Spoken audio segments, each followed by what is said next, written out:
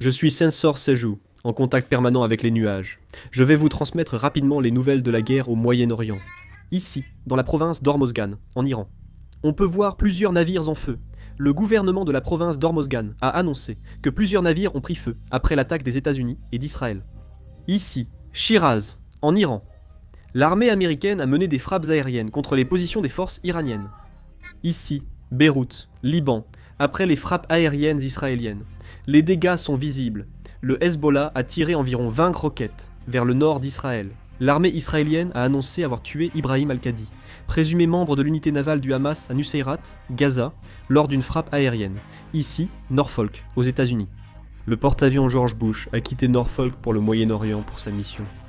2 nouveaux avions de guerre électroniques, EA-37B Compass Call de l'US Air Force, sont arrivés au Royaume-Uni et pourraient être déployés au Moyen-Orient. À Bagdad, un journaliste américain a été enlevé en plein jour par des hommes armés.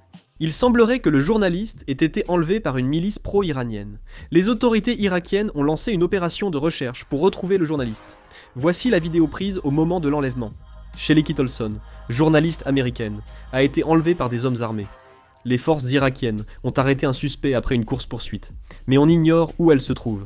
Selon une source sécuritaire libanaise citée par Al Jazeera, l'armée libanaise a quitté plusieurs positions dans le sud après l'invasion israélienne. Le président iranien a déclaré que l'Iran est prêt à mettre fin à la guerre si ses exigences sont respectées, notamment l'assurance qu'aucune attaque ne se reproduira. Le Royaume-Uni va envoyer plus de troupes au Moyen-Orient. Sergei Lavrov, ministre russe des Affaires étrangères, a affirmé que la situation évoluait vers une 3e guerre mondiale. D'après le Tehran Times, média officiel des gardiens de la révolution iranien, les navires russes peuvent librement traverser le détroit d'Ormuz. L'Éthiopie a instauré un système de rationnement du carburant, en raison de la pénurie d'approvisionnement en carburant causée par la guerre au Moyen-Orient. Le Premier ministre espagnol, Fedor Sánchez, a dénoncé la décision d'Israël d'autoriser les tribunaux militaires à prononcer la peine de mort contre les Palestiniens, accusés d'avoir tué des Israéliens lors d'actes qualifiés de terrorisme, soulignant que cette mesure vise uniquement les non-juifs et la qualifiant de politique raciste. 10 pays européens, dont la France et le Royaume-Uni, ont appelé toutes les parties à garantir la sécurité de la force intérimaire de l'ONU au Liban, après la mort de 3 soldats de la paix. Les 10 pays sont la Belgique, la Croatie, Chypre, la France, la Grèce, l'Italie, Malte, les Pays-Bas, le Portugal et le Royaume-Uni. Les ministres de l'énergie de l'UE ont estimé qu'une coopération accrue sur le stockage du gaz était nécessaire pour éviter la hausse des prix.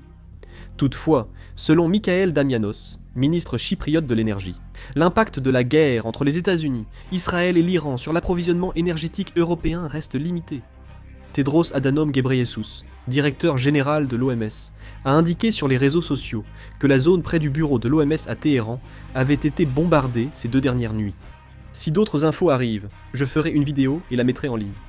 Je vais terminer la vidéo. Merci.